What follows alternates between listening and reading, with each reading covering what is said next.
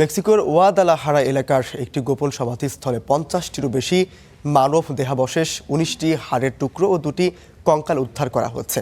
গত 25 এপ্রিল থেকে শুরু হওয়া একটি অনুসন্ধানের অংশ হিসেবে এখনও উদ্ধার করা হয়।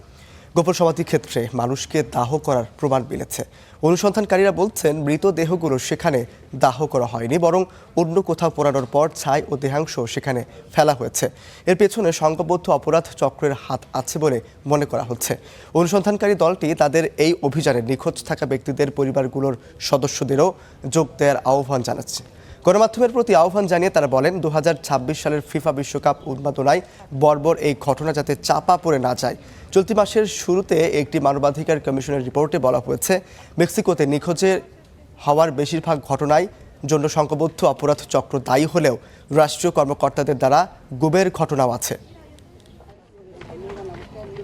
Aquí, pues desgraciadamente ha habido mucho positivo. এখানে 50টিরও বেশি বডি ব্যাগ আছে, 19টি লট হাড়, একটি কঙ্কালের অবশেষ। সত্যি বলতে এখানে অনেক কিছু আছে এবং আমরা অনুসন্ধানী মা হিসেবে এখানে আছি। কারণ যদি আমরা সরকারের উপর চাপ না দিই, তাহলে তারা আমাদের ঘরে এসে বলবে না, এই নাও, সে এখানে আছে। En la casa no.